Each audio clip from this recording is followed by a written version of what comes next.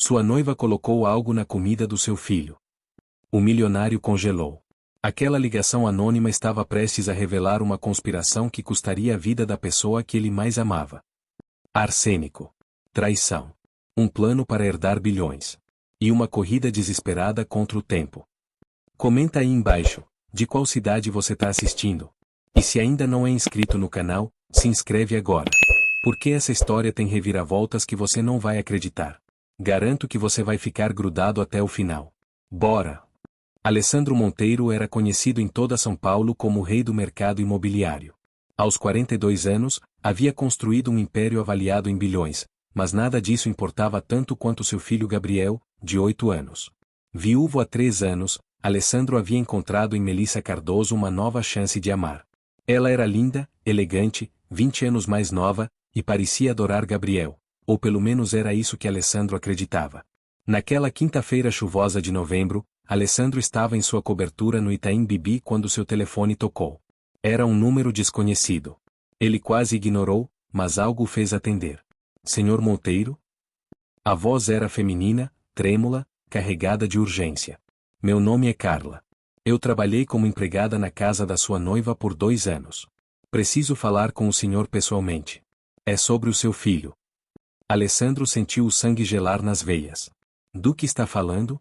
Quem é você? Por favor, senhor. Não posso falar por telefone. Encontre-me no Café Jardins em 1 hora. É questão de vida ou morte. Sua noiva, ela está colocando algo na comida do Gabriel. Eu vi com meus próprios olhos. A ligação caiu antes que Alessandro pudesse responder.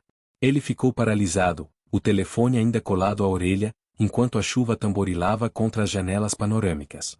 Melissa estava justamente naquele momento na cozinha, preparando o jantar favorito de Gabriel, macarrão à bolonhesa. A mesma refeição que ela havia feito nas últimas 3 semanas, insistindo que o menino precisava comer bem para crescer forte. Alessandro olhou para a porta da cozinha, ouvindo a voz melodiosa de Melissa cantarolando enquanto cozinhava. Seu coração batia descompassado. Seria possível? A mulher com quem planejava se casar em 2 meses estaria envenenando seu filho? Ele se levantou do sofá, as pernas bombas, e caminhou silenciosamente até o corredor que levava ao quarto de Gabriel. O menino estava deitado na cama, pálido, com olheiras profundas que não deveriam estar no rosto de uma criança. Nas últimas semanas, Gabriel havia perdido peso, reclamava de dores de estômago constantes e parecia sempre exausto. Só um vírus que está circulando, Melissa havia dito, beijando a testa do menino. Eu cuido dele, amor. Você tem tantas reuniões importantes. Alessandro havia acreditado. Confiado. E agora, aquela ligação transformava sua realidade em um pesadelo. Alessandro inventou uma desculpa sobre uma reunião de emergência e saiu sob a chuva torrencial. O Café Jardins estava moderadamente cheio para uma noite de quinta-feira. Ele varreu o ambiente com os olhos até encontrar uma mulher magra, de cerca de 50 anos, sentada sozinha em um canto distante. Ela segurava uma xícara de café com as 2 mãos, como se aquele calor fosse sua única âncora no mundo. Carla levantou os olhos quando Alessandro se aproximou. Havia medo naquele olhar, mas também determinação. Obrigada por vir, ela sussurrou assim que ele se sentou.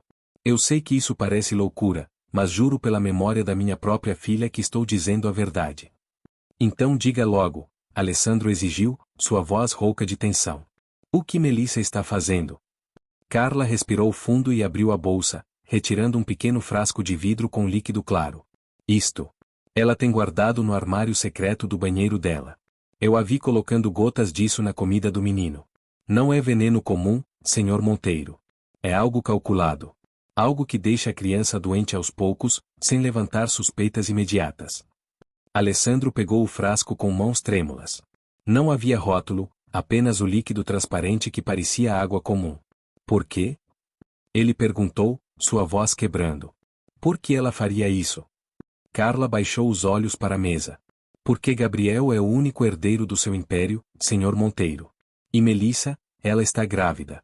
Descobri quando a ouvi conversando ao telefone com alguém. Ela está de 3 meses. Mas há mais. Alessandro sentiu o mundo girar. Grávida?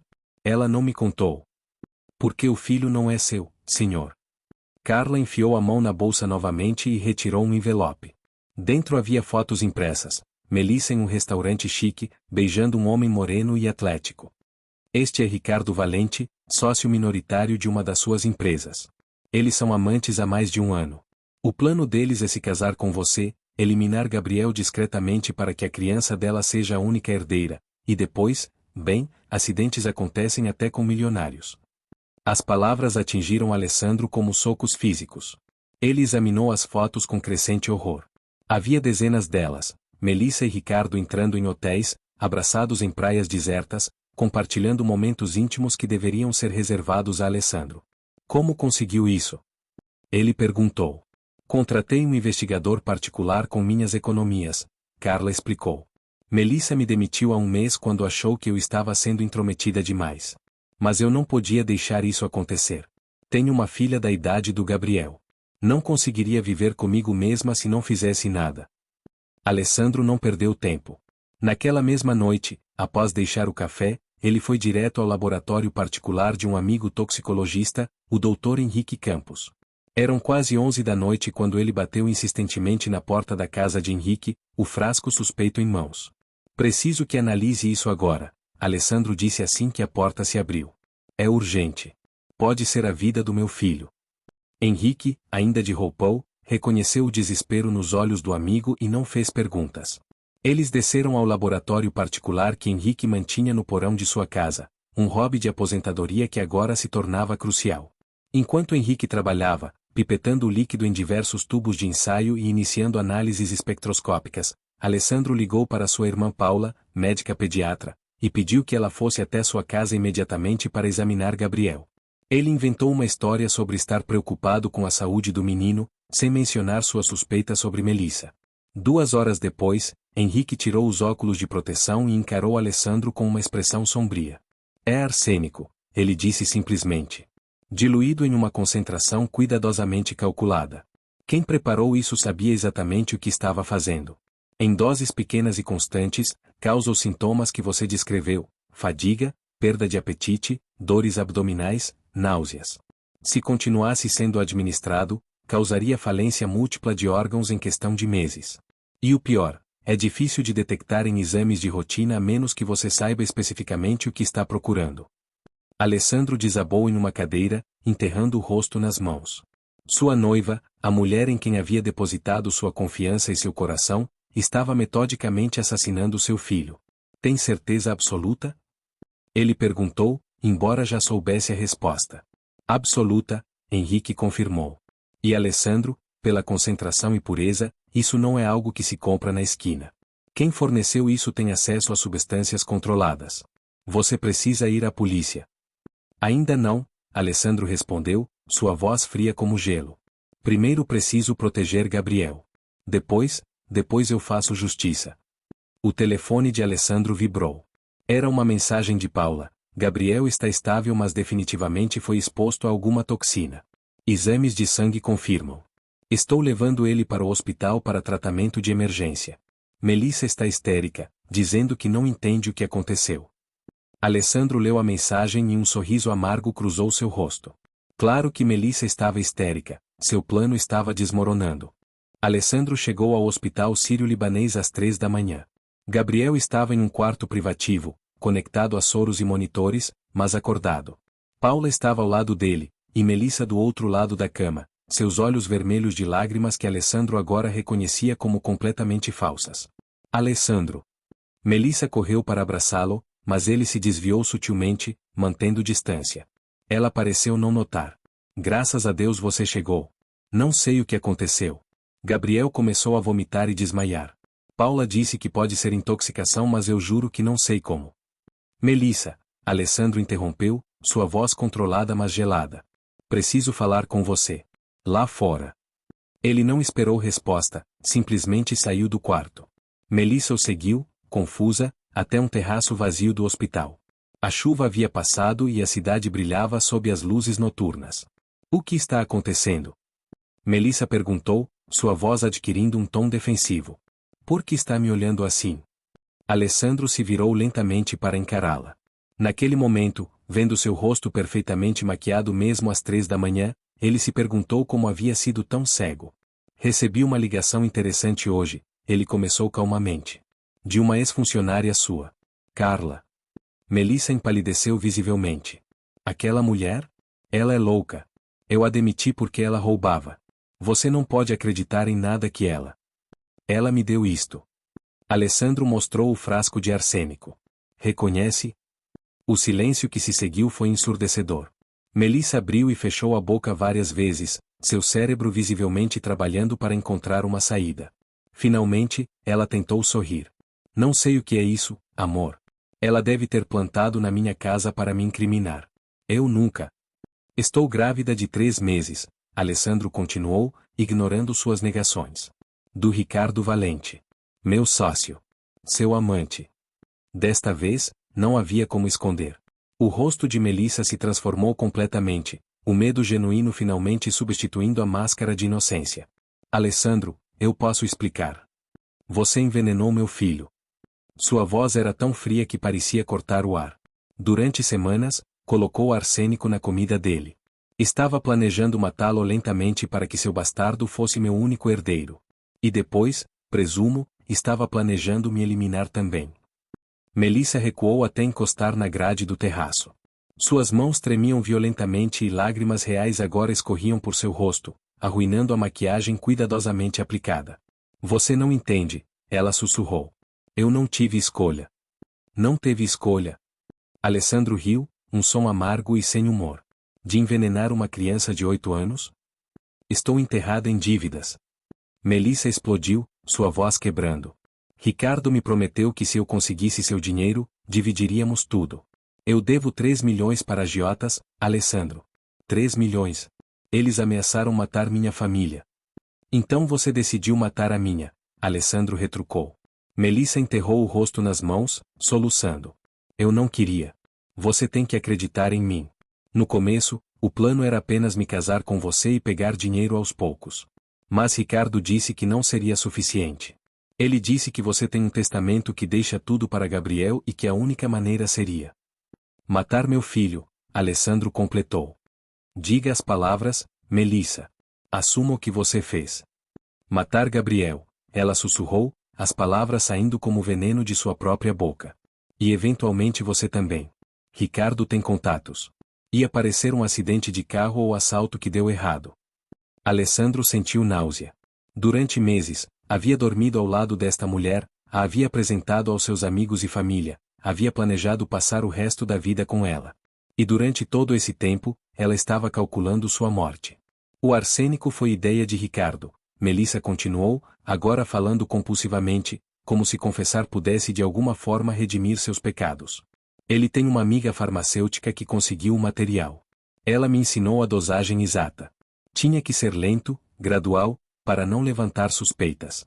Algumas gotas por dia na comida que Gabriel mais gostava. Eu sempre me oferecia para cozinhar para ele porque você confiava em mim. Confiava, Alessandro repetiu, enfatizando o tempo passado. Você traiu não apenas a mim, mas uma criança inocente que te chamava de tia Meli e te desenhava cartões de aniversário. Melissa desabou no chão do terraço, seus soluços ecoando na noite silenciosa. Eu sinto muito. Eu sinto muito. Eu não sou essa pessoa. As dívidas, a pressão, Ricardo me manipulou. Não, Alessandro a interrompeu firmemente. Você não vai colocar a culpa em mais ninguém. Você fez escolhas. Escolhas terríveis e imperdoáveis. E agora vai pagar por elas. Ele tirou o telefone do bolso e discou. Doutor Henrique? Sim, ela confessou tudo.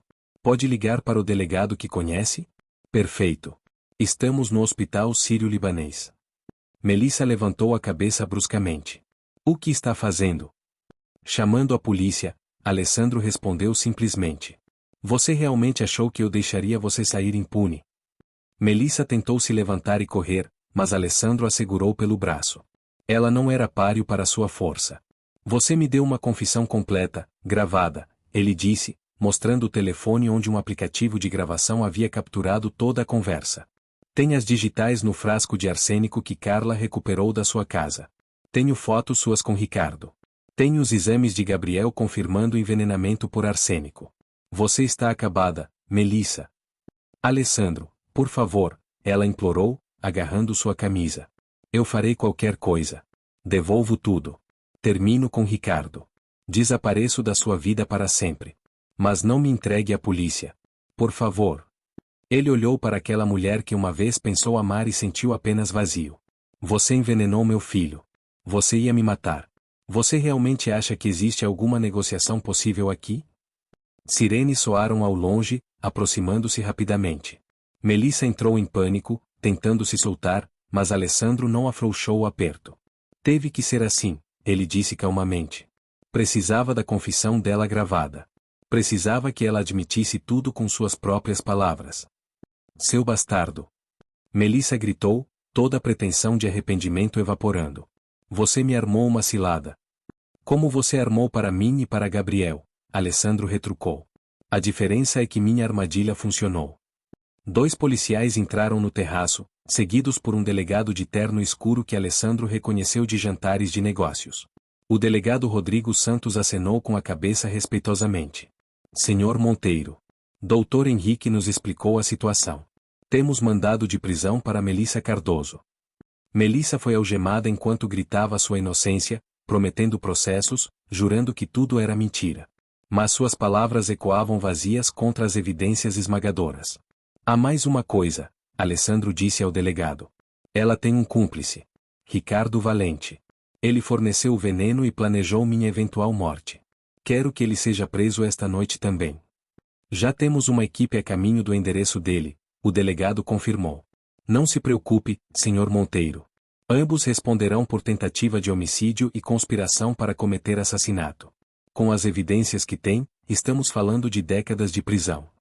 Enquanto Melissa era levada, ela se virou uma última vez para Alessandro. Não havia mais lágrimas, apenas ódio puro em seus olhos. Você vai se arrepender disso, ela silvou. Eu juro que... A única coisa que eu lamento, Alessandro a interrompeu, sua voz cortante como lâmina, é ter confiado em você por um segundo.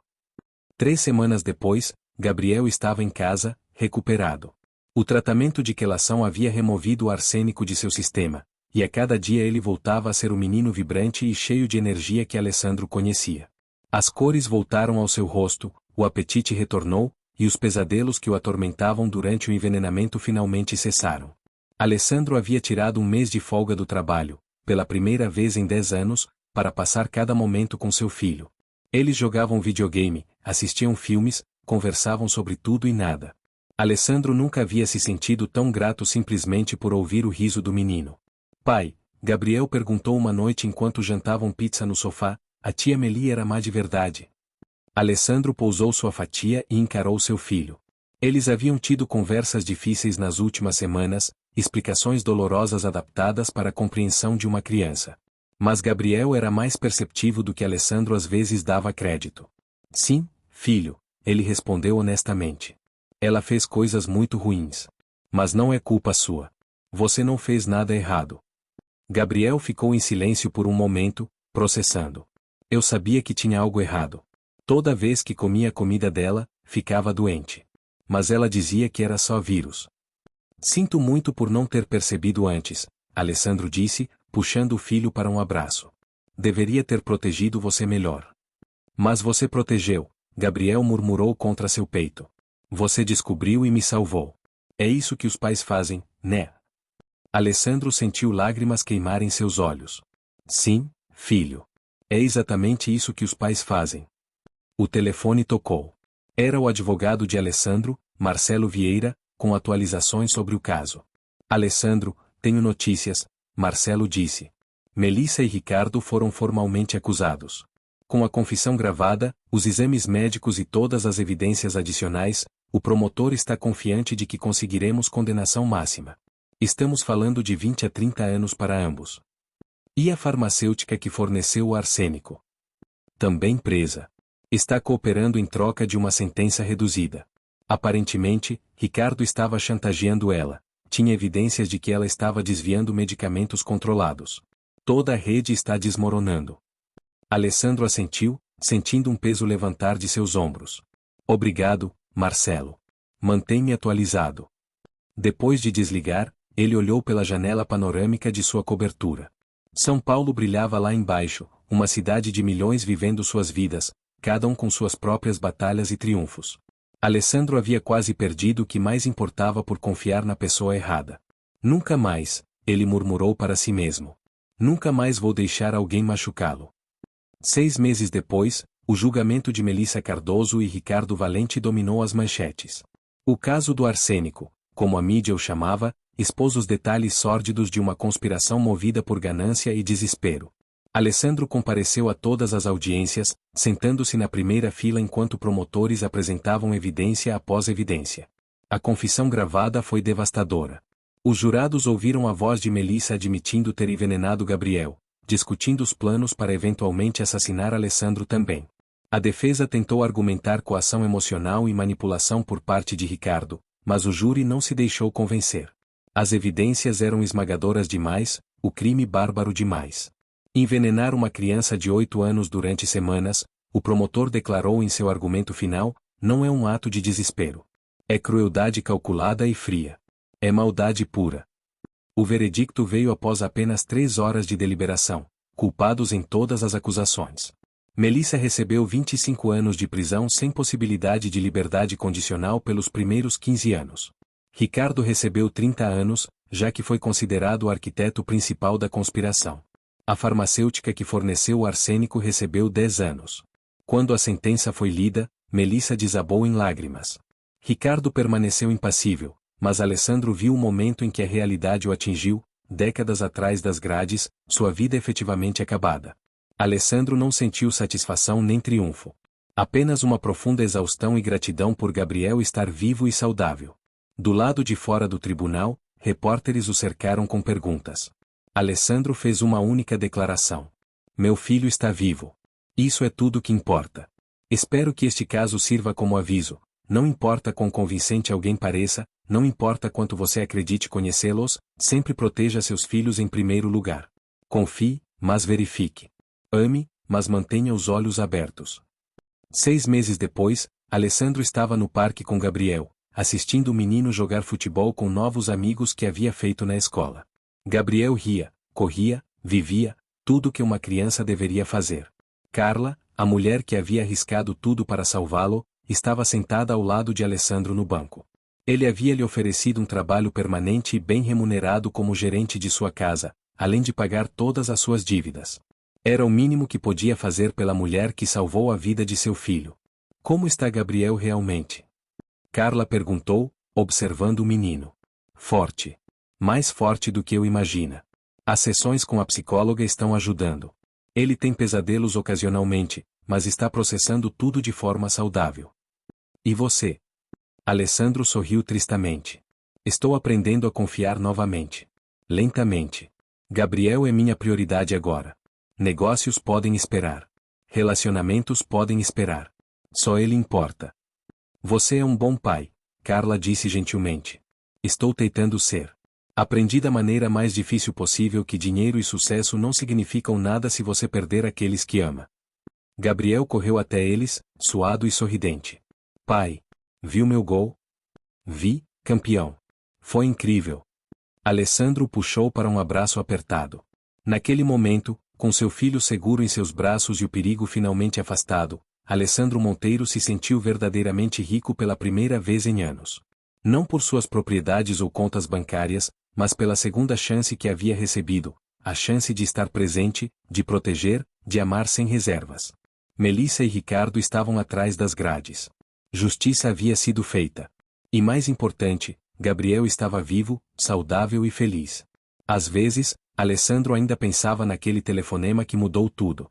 Se Carla não tivesse ligado, se ele não tivesse acreditado nela, se tivesse demorado mais um dia. Mas não havia sentido em se perder em ICs. O que importava era o agora, este momento, esta tarde ensolarada, seu filho rindo enquanto corria de volta para o jogo. Alessandro havia passado por um pesadelo, mas emergiu do outro lado com sua família intacta e suas prioridades cristalinas. E isso, ele percebeu, era a verdadeira riqueza. Fim.